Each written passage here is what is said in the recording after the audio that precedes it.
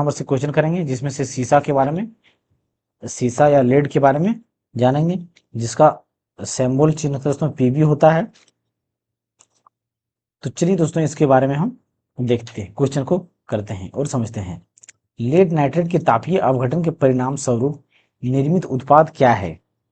देखिए दोस्तों, lead nitrate के तापीय अपघटन, तापीय मतलब क्या हो गया, हीट से बात कर रहे हैं, टेम्परेचर की बात करें। अपघटन मतलब क्या होता है, टूटना होता है। अपघटन मतलब क्या होता है, टूटना। तो जैसे कि अगर हम देखें दोस्तों, लेड नाइट्रेट, यहाँ पे क्या बोला गया, लेड नाइट्रेट। लेड नाइट्रेट का सूत्र क्या हमारा होता है, पीबी NO3 का होल 2। ये हमारा क्या है, पीबी NO3 का होल 2 है। और यानी कि ये किस क्यों टूटेगा, तापीय अपघटन के कारण, तापन या हीट के कारण। तो हीट के कारण ये क्या होगा, ये lead oxide plus nitrogen dioxide plus oxygen के साथ टूटेगा। क्या होगा, ऑक्सीजन के साथ टूटेगा। तो यहाँ पे दोस्तों हम क्या देख रहे हैं कि ऑप्शन नंबर यहाँ पे लेड ऑक्साइड, लेड ऑक्साइड हो गया, ऑक्सीजन, ऑक्सीजन हो गया, नाइट्रोजन डाइऑक्साइड, नाइट्रोजन डाइऑक्साइड। तो ए नंबर का है ऑप्शन यहाँ पे सही आंसर हो जाएगा। जब लेड धातु कॉपर क्लोराइड के विलयन से अभिक्रिया करती है तब क्या होता है? यानी कि दोस्तों लेड हमारा, लेड धातु, यानी कि पीबी की बात करें लेड, तो ये हमारा शीशा क्या है, धातु है एक प्रकार का। क्या है, धातु है। और इस धातु के साथ कॉपर क्लोराइड यानी कि CuCl2 का रिएक्शन करवाया जाता है। तो जो रिएक्टिविटी सीरीज की बात करें दोस्तों, तो पीबी जो होता है, पीबी जो हमारा होता है वो Cu से रिएक्टिविटी सीरीज में ऊपर होता है। तो इस Cu को क्या करेगा, रिप्लेस कर देगा। इस Cu को क्या करेगा, रिप्लेस कर करके PbCl2 बनाएगा। और साथ ही साथ कॉपर अलग से यहाँ पे धातु प्राप्त हो जाएगा हमें। क्या होगा, कॉपर, कॉपर अलग से धातु प्राप्त होगा। तब यहाँ पे देखिए दोस्तों, लेड कॉपर निर्मित करता है, बिल्कुल नहीं। कोई अभिक्रिया नहीं करता है, ये भी गलत। अभिक्रिया तो कर रहा है दोस्तों, जल निर्मित करता है। यहाँ पे जल कहीं दिखाई ही नहीं दे रहा है दोस्तों, तो ये भी नहीं होगा। लेड क्लोराइड, ये दोस्तों ये हमारा क्या है, लेड क्लोराइड, यानी कि PbCl2 को लेड क्लोराइड बोलते हैं। तो डी नंबर का आंसर सही हो जाएगा। लेड का रासायनिक सूत्र क्या है, तो वो हमारा क्या होता है दोस्तों, पीबी होता है। क्या होता है, पीबी होता है।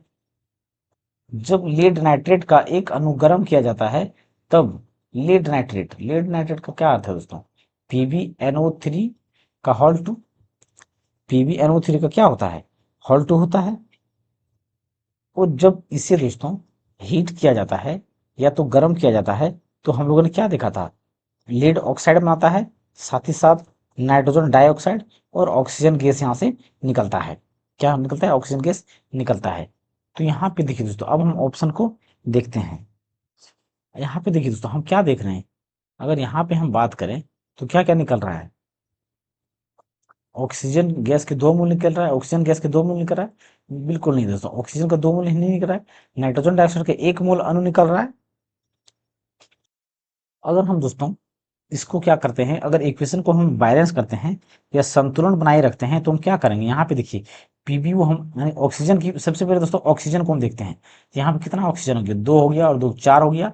अरे एक ये 5 ऑक्सीजन है। और यहाँ पे 3 दूना कितना ऑक्सीजन हो गया, 6 ऑक्सीजन है। कितना ऑक्सीजन हो गया, 6 ऑक्सीजन। तो इस 6 ऑक्सीजन को पूरा करने के लिए हम क्या करेंगे, यहाँ पे 2 से गुना करेंगे। तो 2 और 2 4 और 2 6 ऑक्सीजन हो गया।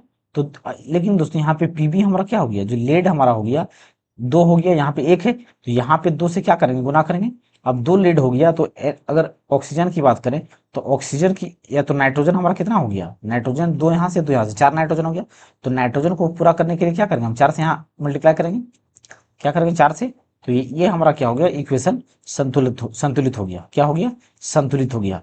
तो यहाँ पे हम दोस्तों देख सकते हैं कि जब लेड नाइट्रेट का एक अणु गर्म किया जाता है, तो गर्म किया जाने पर दोस्तों यहाँ पे हमारा ऑक्सीजन गैस के 2 अणु निकल रहा है, बिल्कुल नहीं, ऑक्सीजन गैस का 2 अणु नहीं निकल रहा है। यहाँ पे ऑक्सीजन का हमारा क्या दोस्तों, एक ही मोल है, यानी कि एक ही मोल है। नाइट्रोजन डाइऑक्साइड के 1 मोल अणु है, 1 मोल यहाँ पे नहीं है दोस्तों। यहाँ पे कितना हमारे यहाँ 2 मोल, 4 मोल होता है। कितना है, 4 मोल है। यहाँ पे दोस्तों, यहाँ पे क्या होता है, ये जो हमारा 4, यहाँ पे नाइट्रोजन डाइऑक्साइड का कितना अणु दिखा रहा है, 4 दिखा रहा है। क्या दिखा रहा है, 4 दिखा रहा है। लेकिन एग्जैक्ट आंसर यहाँ पे हमारा नाइट्रोजन ऑक्साइड का क्या, डाइऑक्साइड का क्या हो जाएगा, बी नंबर का हो जाएगा। गैस के 2 मोल अणु उत्पन्न, यानी कि 2 मोल उत्पन्न होते हैं। कितने, 2 मोल उत्पन्न होते हैं। तो यहाँ पे बी नंबर का बिल्कुल सही आंसर हो जाएगा। अब हम दोस्तों मरकरी या पारा से संबंधित प्रश्न को करेंगे, जिसमें दोस्तों Hg को क्या करेंगे, मिक्स कर, जिसका जो एक्स पारा का जो सूत्र हमारा होता है या तो सिंबल होता है वो क्या होता है, Hg होता है। क्या होता है, Hg होता है। अब यहाँ पे देखिए दोस्तों, सबसे पहले क्वेश्चन की बात करें तो यहाँ पे क्या बोला गया है, अमलगम। क्या बोला गया है, अमलगम। अमलगम, अमलगम का अर्थ मतलब होता है दोस्तों कि जब भी मरकरी धातु या पारा के साथ कोई भी धातु मिलाया जाता है, मिक्स किया जाता है, और इन दोनों का मिक्स करने के बाद जो एलॉय या तो जो एलॉय या तो जो मिश्रण प्राप्त होता है, उसे हम क्या कहते हैं, अमलगम कहते हैं। उसे क्या कहते हैं, अमलगम कहते हैं। तो डैश अमलगम बनाने के लिए आवश्यक एक महत्वपूर्ण धातु है, तो पारा हमारा क्या होगा, एक महत्वपूर्ण धातु हो जाएगा जिससे अमलगम बनता है। निम्नलिखित में से कौन सी धातु कमरे के ताप पर तरल रूप में होता है, यानी कि लिक्विड अवस्था में होता है। तो पिछले क्लासों में हाँ दोस्तों हम लोगों ने जान चुका है कि Hg जो हमारा होता है रूम टेम्परेचर पे क्या होता है, लिक्विड फॉर्म में होता है। लेकिन एक ब्रोमीन हमारा जो होता है दोस्तों, ब्रोमीन भी हमारा क्या होता है, रूम टेम्परेचर पे, ये रूम टेम्परेचर पे क्या होता है, लिक्विड स्टेट में पाया जाता है ब्रोमीन को। तो यहाँ पे डी नंबर का सही आंसर हो जाएगा। निम्नलिखित में से कौन सी धातु कमरे के तापमान पर तरल है। तो यहाँ पे हमारा दोस्तों पारा बिल्कुल सही आंसर हो जाएगा, जो रूम टेम्परेचर पे लिक्विड स्टेट में पाया जाता है। निम्न में से विषम चुने, पारद या क्विक सिल्फर, ब्रोमोस हाइड्रोजीनियम। देखिए दोस्तों, अगर हम पारद की बात करें, Hg की मरकरी की बात करें, तो मरकरी को ही हम क्या कहते हैं, पारा कहते हैं। और इस पारा से हमारा जो धातु बनता है, अब यहाँ पे दोस्तों पारा, यहाँ पे क्या दिया गया, पारद। पारद हम या तो पारद हम किसे कहते हैं, अमलगम को ही पारद कहा जाता है। अमल अमलगम को ही क्या कहा जाता है, पारद कहा जाता है अमलगम को। तो पारद में क्या होता है, इसमें जब हम मरकरी के साथ कोई धातु को मिलाते हैं तो हमारा क्या कहलाता है, अमलगम कहलाता है। और क्विक सिल्वर की बात करें दोस्तों, तो जो Hg होता है वो चांदी की तरह चमकता है, इसीलिए इसे क्विक सिल्वर के नाम से भी जाना जाता है मरकरी को। और यहाँ पे दोस्तों जो हाइड्रार्जिरम, हाइड्रार्जिरम जो है वो क्या है, हमारा मरकरी से ही संबंधित है। यानी कि पारा भी मरकरी से संबंधित है, पारा और क्विक सिल्वर भी संबंधित है, हाइड्राजीरम भी संबंधित है। तो यहाँ पे दोस्तों जो ब्रोमोस दिया गया है वो पारा से संबंधित नहीं है, तो डी नंबर का बिल्कुल सही आंसर हो जाएगा। देखिए दोस्तों, यहाँ पे क्या दिया गया, हाइड्राजीरम। हाइड्राजीरम की बात करें तो मरकरी का जो हमारा सूत्र होता है क्या होता है, Hg। तो जो Hg का नाम होता है, Hg का नाम जो है हाइड्राजीरम, हाइड्राजीरम, वो क्या है, लेटिन नाम। ये क्या है, लेटिन नाम है, इसी से Hg सिंबल को लिया गया है। क्विक सिल्वर किसे कहते हैं, तो क्विक सिल्वर दोस्तों मरकरी या तो Hg को कहते हैं। पारंपरिक थर्मोमीटर में किस तत्व जो प्राकृतिक रूप से अत्यंत जहरीला होता है का प्रयोग किया जाता है। तो यहाँ पे दोस्तों जो अत्यधिक रूप से जो अगर जहरीला की बात करें तो मरकरी होता है। क्या होता है, मरकरिक होता है। थर्मो थर्मोमीटर में दोस्तों, थर्मोमीटर के लिए ये क्या होता है, जहरीला होता है। तो यहाँ पे बी नंबर का सही आंसर हो जाएगा।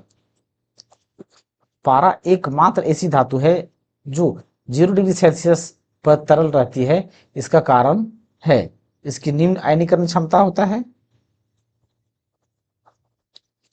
इसकी निम्न आयनीकरण क्षमता होता है, बिल्कुल गलत। इसकी अत्यधिक आयनीकरण ऊर्जा और ढीला धात्विक बंध। देखिए दोस्तों, जो Hg का जो बॉन्ड बना होता है, धात्विक बंध, वो क्या होता है, लूज होता है। क्या होता है, लूज होता है या तो ढीला होता है। क्या होता है, ढीला होता है। जो बॉन्ड बना होता है वो लूज होता है या ढीला होता है, जिसकी वजह से क्या होता है, ये 0 डिग्री सेल्सियस पर ये लिक्विड स्टेट में पाया जाता है। निम्न में से कौन सबसे कम अभिक्रियाशील है।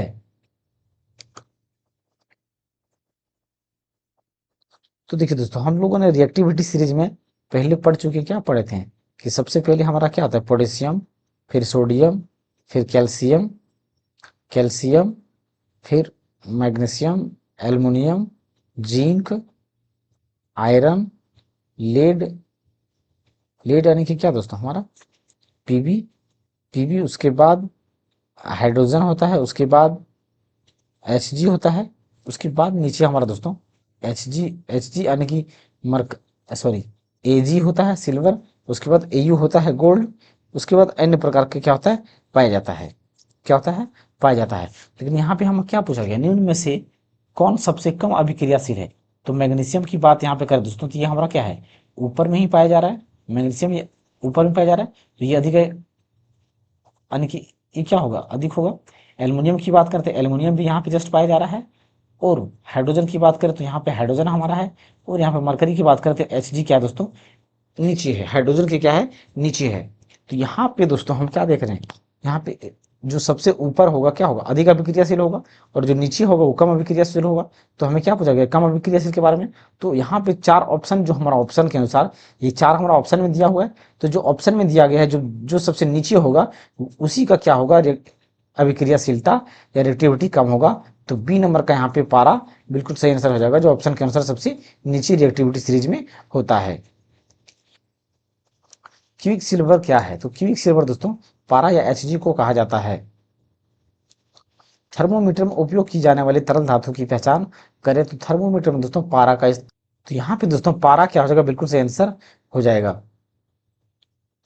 निम्नलिखित धातुओं में से कौन सी कक्षीय या कमरे के तापमान पर द्रव अवस्था में होती है तो वो पारा होता है दोस्तों जो रूम टेम्परेचर पे लिक्विड स्टेट में पाया जाता है।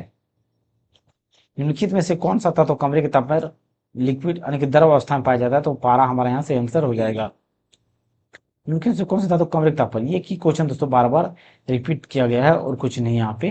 पारा का सामान्य नाम क्या है तो पारा का सामान्य नाम की बात करें दोस्तों तो उसे हम क्या कहते हैं सफेद लेड कहते हैं। अब हम दोस्तों कॉपर जिंक और टीन से संबंधित क्वेश्चन को करेंगे। तो क्वेश्चन करने से पहले दोस्तों कॉपर के बारे में जान लेते हैं और जिंक और टीन के बारे में जानते हैं दोस्तों। इसकी कॉपर की बात करें दोस्तों तो कॉपर का जो एटॉमिक नंबर होता है वो कितना होता है 29 होता है। और जिंक का जो एटॉमिक नंबर होता है दोस्तों 30 होता है। और टीन या एसएन की बात करें कितना था दोस्तों 50। अगर इन सभी की बात करें दोस्तों तो ये सभी क्या है हमारा धातु के अंतर्गत में आता है। क्या आता है धातु के अंतर्गत में आता है। जिसमें से दोस्तों हर किसी धातु का अपना अलग अलग प्रॉपर्टी होता है। क्या होता है अलग अलग प्रॉपर्टी होता है। तो दोस्तों जैसा जैसा क्वेश्चन आएगा वैसा हम प्रॉपर्टी के बारे में जानते चलेंगे। तो देखिए धातु जिसे कुछ देर के लिए हवा में रखा जाता है उस पर हरे बेसिक कार्बोनेट की परत चढ़ जाती है वह धातु है। देखिए दोस्तों अगर हम कॉपर की बात करें तो कॉपर को अगर हवा में खुला छोड़ दिया जाए तो हवा में खुला छोड़ने पर इसमें क्या होता है दोस्तों एक हरे रंग का परत जम जाता है। क्या होता है हरे रंग का परत जम जाता है। तो जो हरे रंग का जो बेसिक कार्बोनेट का आने की परत जम जाता है जो क्या होता है हरे रंग का होता है। तो ये परत किस में चढ़ता है दोस्तों तांबा में चढ़ जाता है। किसमें तांबा में। तो डी नंबर का यहाँ पे बिल्कुल सही आंसर हो जाएगा। लोह लोह या स्टील पर जस्ते की पतली परत चढ़ाने की प्रक्रिया को कहा जाता है। हम क्या जानते हैं दोस्तों जो लोहे होता है लोहा में तो हवा में रहने के कारण क्या होता है लोहे में जंग आसानी से पकड़ लेता है। तो जंग पकड़ लेता है तो इसमें क्या किया जाता है जिंक का पतली परत चढ़ाया जाता है। क्या किया जाता है जिंक का इसमें पतली परत चढ़ाया जाता है। जो परत चढ़ाने की प्रक्रिया होता है उसे गैल्वेनीकरण या गैल्वेनाइजेशन प्रोसेस कहा जाता है। तो सी नंबर का यहाँ पे बिल्कुल सही आंसर हो जाएगा। यहाँ पे होता है दोस्तों एक विद्युत लेपन। विद्युत लेपन का मतलब क्या होता है इसमें विद्युत लेपन में हम टीन की क्या होता है पतली परत चढ़ाते हैं। क्या करते हैं टीन का पतली परत चढ़ा देते हैं तो वो विद्युत लेपन कहलाता है। तो जिससे जंग बचाने के लिए या चमकने के लिए किया जाता है या शाइनिंग के लिए किया जाता है। तो सी नंबर का यहाँ पे इस क्वेश्चन का सही आंसर हो जाएगा। निम्नलिखित में से किस प्रक्रिया में जिंक ऑक्साइड बनता है जो एक सुरक्षा परत के रूप में कार्य करता है और जिंक की रोकथाम करता है। तो सेम क्वेश्चन दोस्तों हम लोगों ने क्या देखा जिंक ऑक्साइड जो परत बनता है और जिंक ऑक्साइड का क्या है दोस्तों जैसे कि अगर हम लोगों ने क्या देखा उसमें जो लोहा था लोहे में हम लोग जेडन का परत चढ़ा थे। तो जिंक ऑक्साइड का इस जेडन इसमें जेडन का परत चढ़ाने पर क्या होता है जिंक ऑक्साइड का ऊपर एक लेयर बना लेता है। क्या करता है लेयर बनाता है जिससे क्या करता है जंग से हमें बचाता है, क्या करता है, जंग से बचाता है। तो वो प्रोसेस हमारा क्या होता है, गैल्वेनिकरण या तो गैल्वेनाइजेशन कहलाता है। तो डी नंबर का यहाँ पे क्या होगा, बिल्कुल सही आंसर हो जाएगा। क्या हो जाएगा, सही आंसर हो जाएगा। और तीन प्लेटिंग को क्या बोलते हैं, विद्युत लेपन बोलते हैं। तांबा आने कांसा, यहाँ पे क्या दोस्तों, कांस्य बनाने के लिए। तो कांसा बनाने के लिए, तो कांसा बनाने के लिए दोस्तों उसमें क्या होता है, कॉपर तो होता है, साथ ही साथ जिंक भी होता है, कॉपर जिंक। और उसके साथ दोस्तों तीन जब आणविक एसिड को मिलाते हैं तब जाके क्या बनता है, कांसा का बनता है। क्या बनता है, कांसा बनता है। तो कांसा आने की यहाँ पे दोस्तों हम क्या मिलाना पड़ेगा, तीन को मिलाना पड़ेगा। तो बी नंबर का आंसर सही हो जाएगा। डैश की प्रक्रिया में लोहे को जस्ता की एक कोटिंग पर संरक्षित किया जाता है। तो लोहे पे हम लोगों को क्या करें, लोहे पर हम लोगों को क्या करना है, जेटन या जिंक का परत चढ़ाना। तो उसे हम क्या कहते हैं, गैल्वेनाइजेशन कहते हैं। क्या कहते हैं, गैल्वेनाइजेशन कहते हैं। तो यहाँ पे क्या होगा, सी नंबर का बिल्कुल सही आंसर हो जाएगा। गैल्वेनीकरण एक प्रक्रिया है जिसमें लोहे की वस्तु पर जिंक या जेडन की परत चढ़ाया जाता है, जंग से बचाने के लिए। जिंक की परत चढ़ाया जाता है जंग से बचाने के लिए, जंग से बचाने के लिए, जंग से बचाने के लिए। यहाँ पे हमारा क्या हो जाएगा, बी नंबर का बिल्कुल सही आंसर हो जाएगा। देखिए दोस्तों यहाँ पे दो चीज होता है, एक संक्षारित होना, एक जंग लगना। तो यहाँ पे दो चीज, एक होता है क्या होता है दोस्तों, जंग लगना, जंग लगना, और एक होता है संक्षारित होना। क्या होता है, संक्षारित, संक्षारित होना, संक्षारित होना। तो जंग लगने का मतलब है दोस्तों, हाँ इसका मतलब क्या होता है, रस्टिंग। क्या होता है, रस्टिंग। संक्षारित का मतलब होता है कोरोजन। क्या होता है, कोरोजन। तो दोनों में अंतर है दोस्तों, जो जंग लगता है वो अधिकतर Fe यानी कि लोहे पे लगता है। क्या होता है, लोहे पे लगता है। और अन्य धातु में जब जंग लगता है तो उसे संक्षारित कहते हैं। उसे क्या कहते हैं, संक्षारित कहते हैं। तो लोहे की अगर अगर स्पेशली लोहे की बात होता है तो उसमें जंग लगता है। तो यहाँ पे बी नंबर का ऑप्शन क्या होगा, सही आंसर हो जाएगा।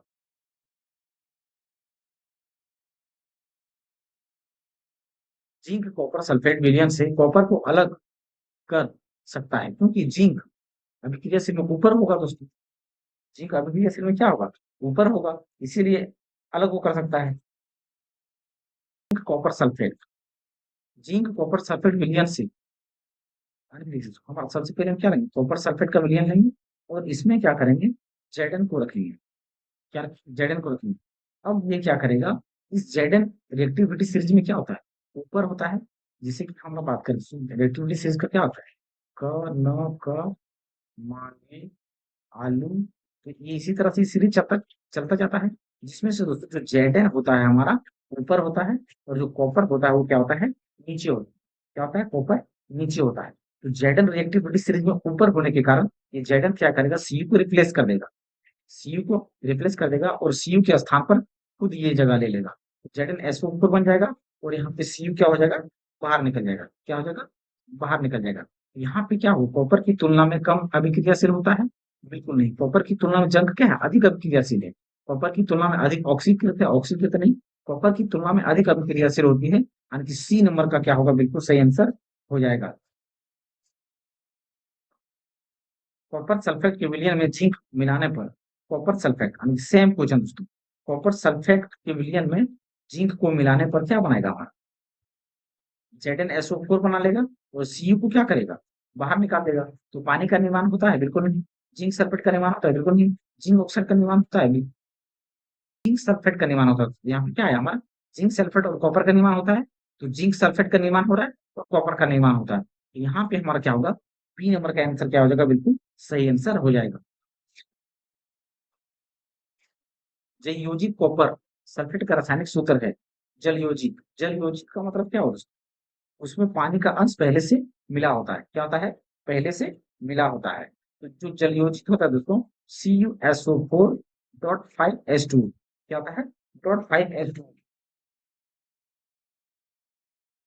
ये हमारा क्या होता है दोस्तों, जलयोजित कॉपर सल्फेट होता है। और इसी को दोस्तों नीला थोथा, इसी को नीला थोथा और नीला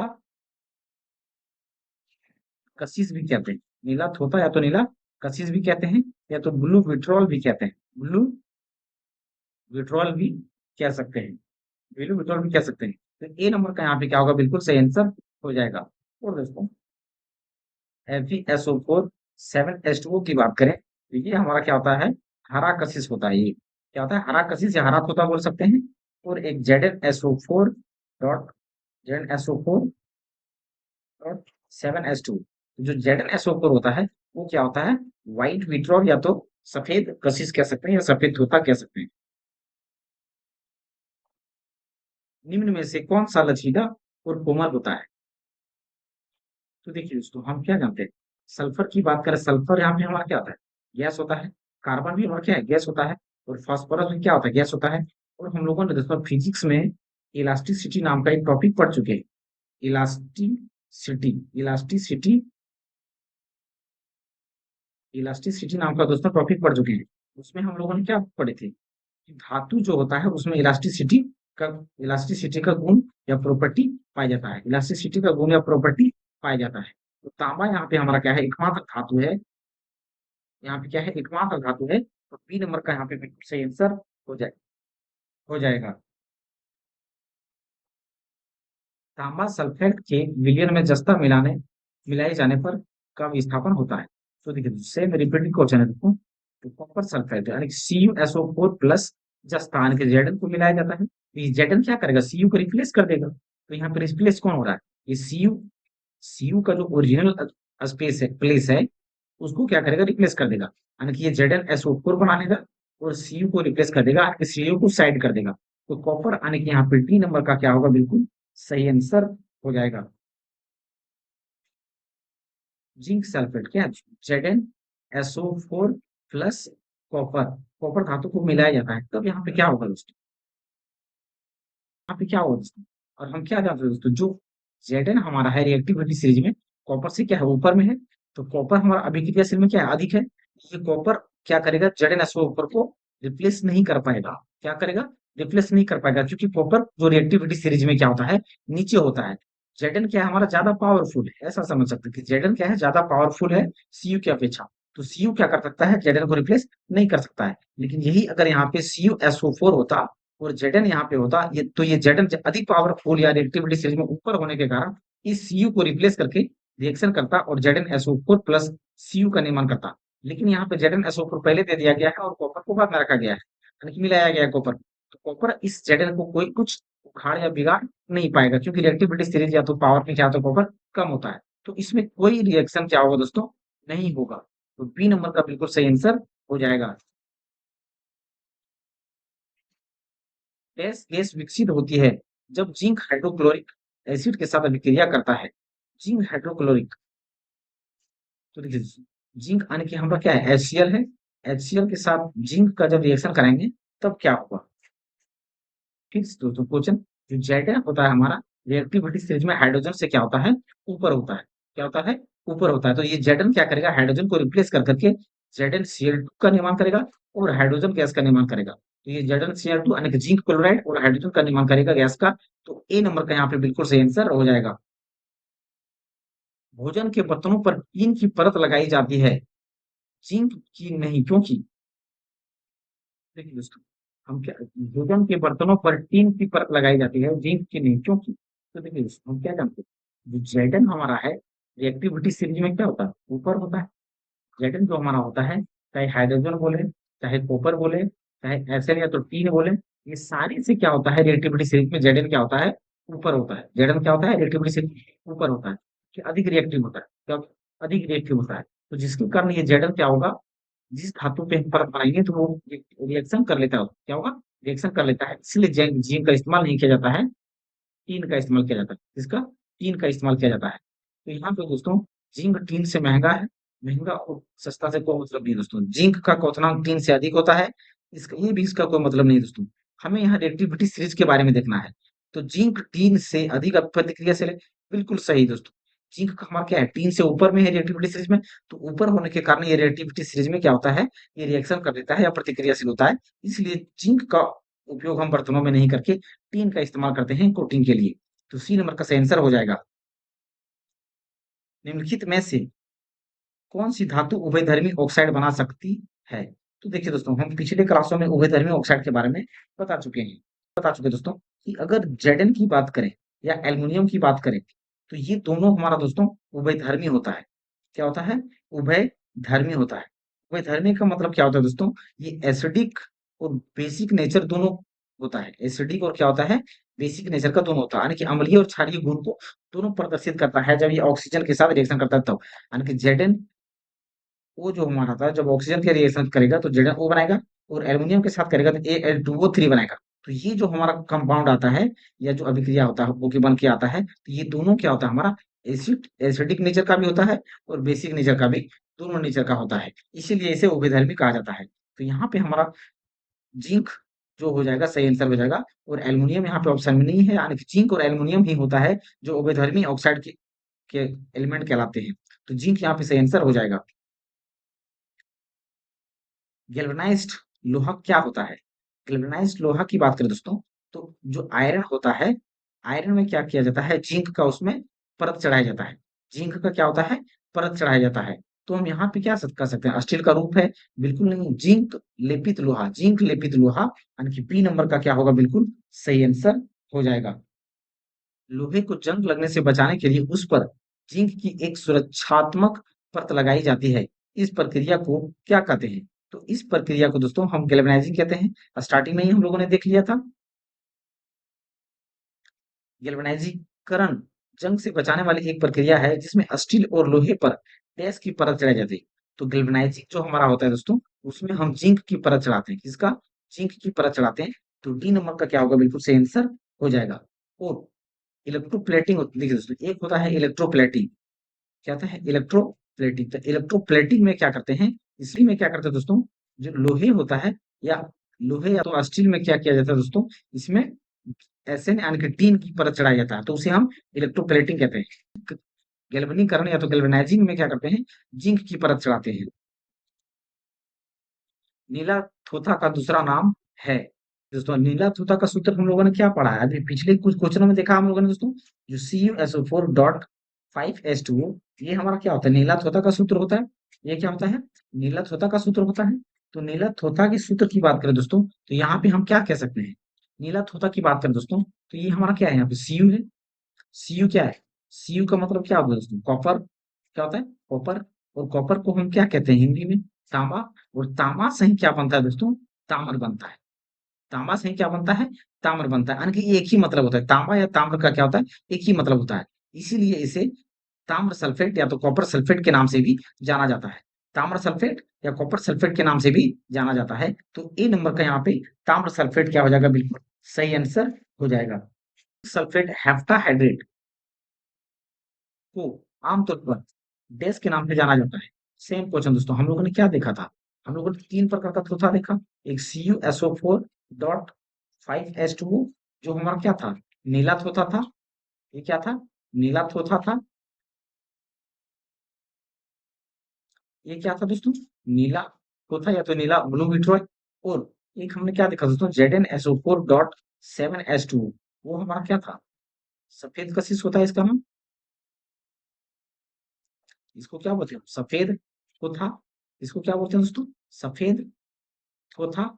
और एक होता है दोस्तों FeSO4.7H2O, और ये हमारा क्या होता है? हरा कशिश या तो हरा थोथा। ये क्या होता है?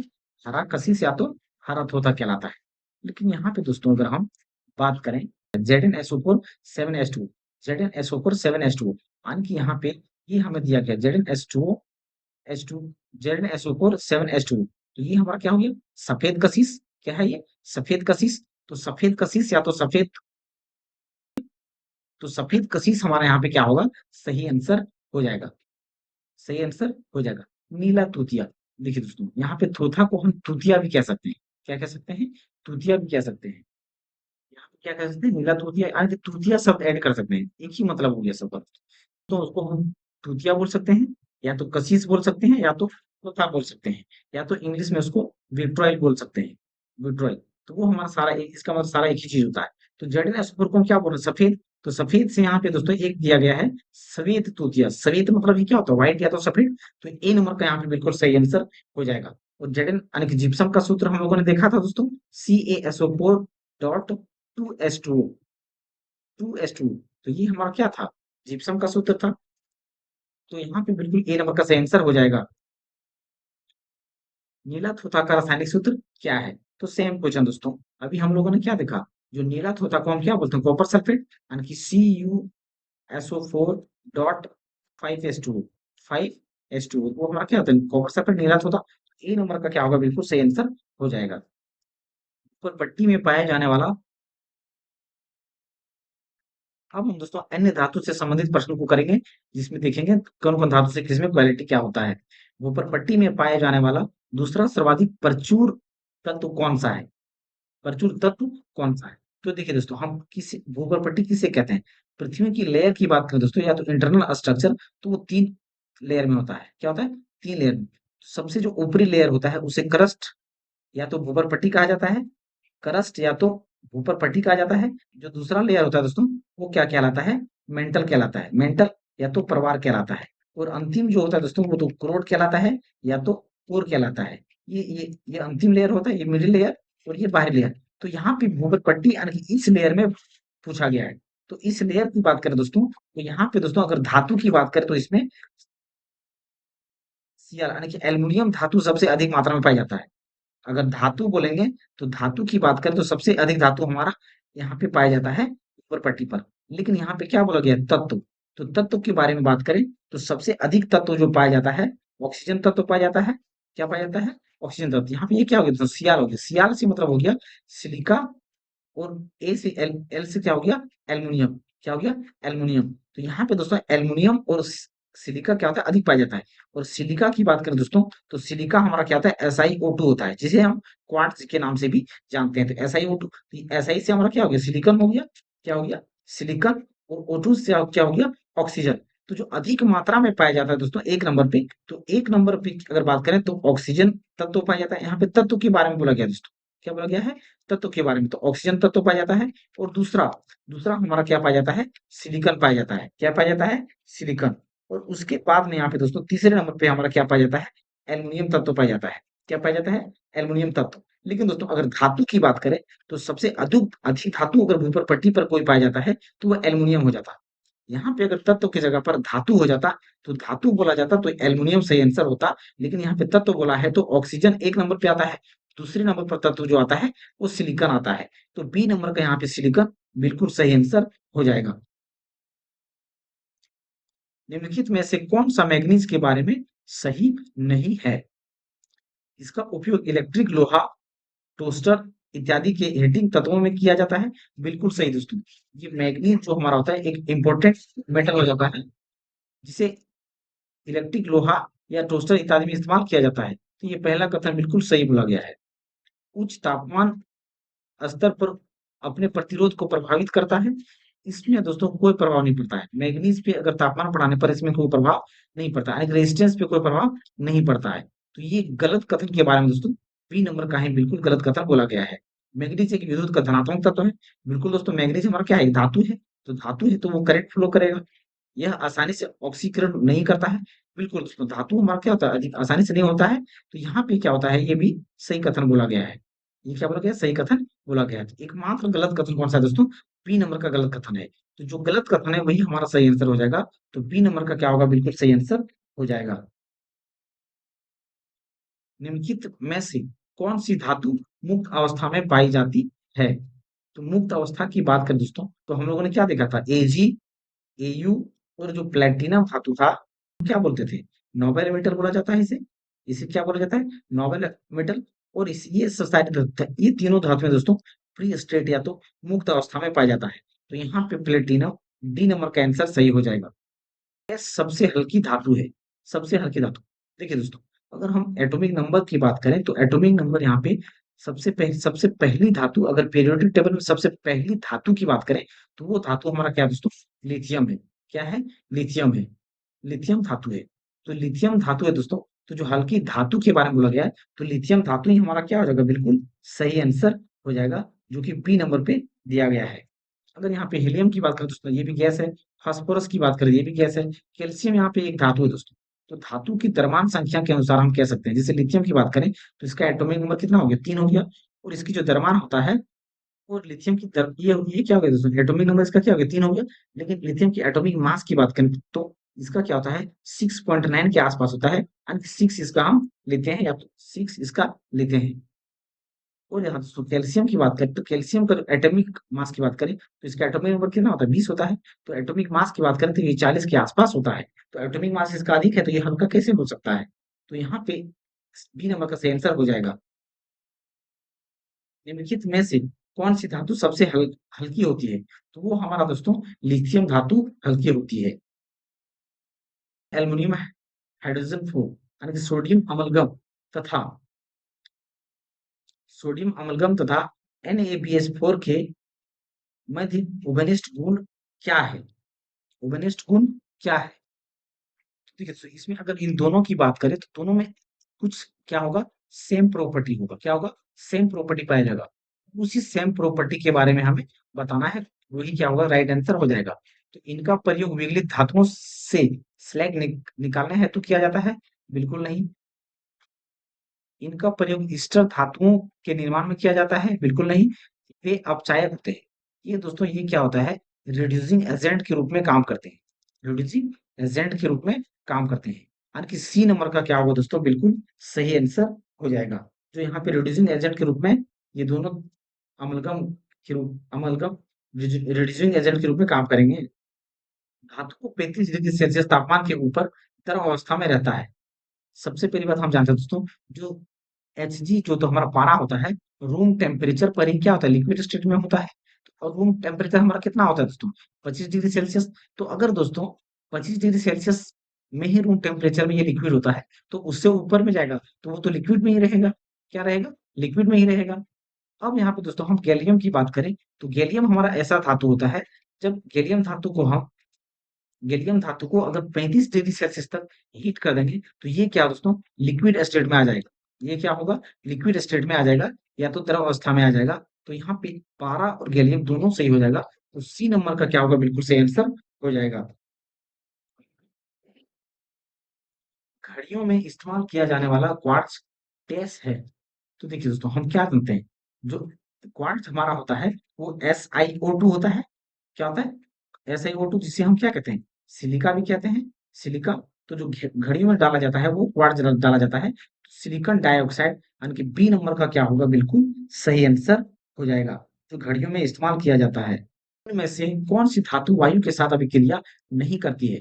तो देखिए दोस्तों हम पहले जान चुके हैं कि जो Ag होता है वो, यानी कि सोना हो गया, चांदी हो गया, और जो प्लेटिनम हो गया, ये क्या होता है दोस्तों, धातुओं से रिएक्शन नहीं करता है। सॉरी, ऑक्सीजन के साथ क्या करता है, रिएक्शन नहीं करता है, या तो अभिक्रिया नहीं करता है।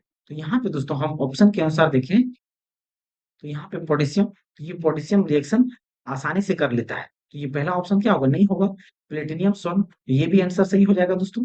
रजत और प्लेटिनियम, ये भी आंसर सही हो सकता है, और ये भी आंसर सही हो सकता है।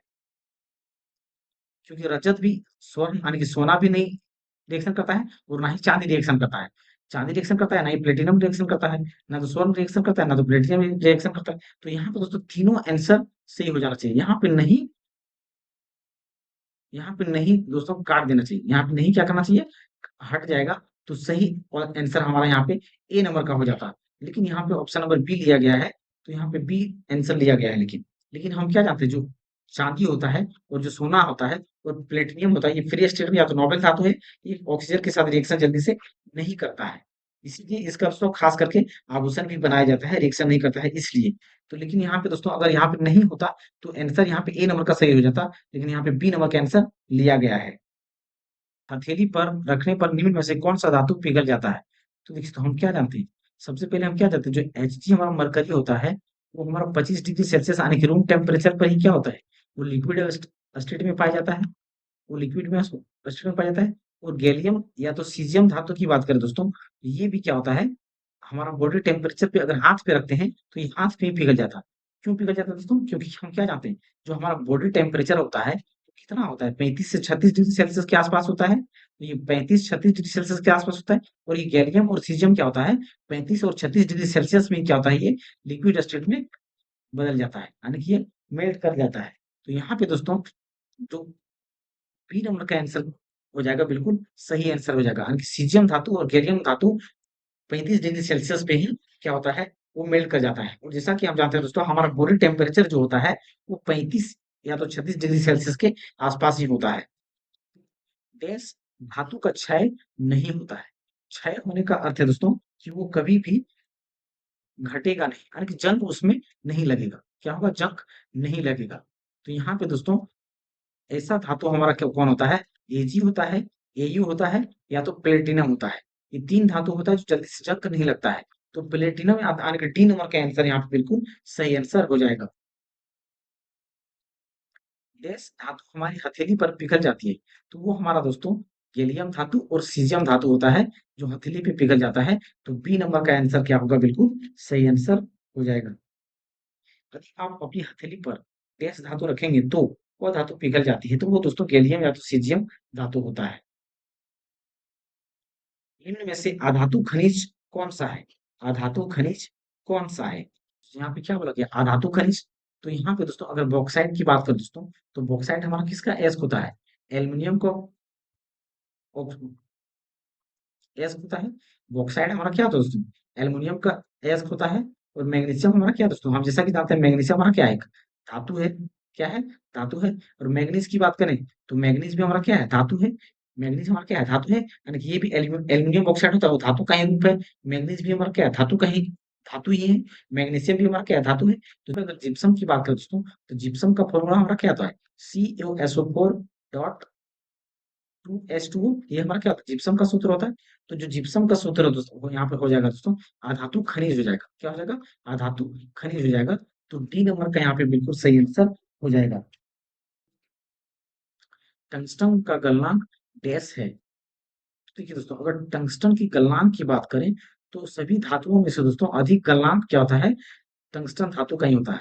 क्या होता है, टंगस्टन धातु का ही होता है, जिसका लगभग दोस्तों 3380 डिग्री सेल्सियस के आसपास होता है। क्या होता है, 3380 डिग्री सेल्सियस के 3380 डिग्री सेल्सियस के आसपास होता है। तो ए नंबर का क्या होगा, बिल्कुल सही आंसर हो जाएगा। Thank you for watching my video दोस्तों। आई होप दोस्तों आप सभी को ये वीडियो अच्छा लगा होगा, ये हेल्पफुल हुआ होगा। तो दोस्तों अगर आप सभी को हमारा वीडियो पसंद आ रहा है या हेल्पफुल साबित हो रहा है, तो दोस्तों हमारे इस चैनल को लाइक करें, सब्सक्राइब करें और कमेंट भी करें दोस्तों। और दोस्तों दोस्तों के साथ शेयर अवश्य करें।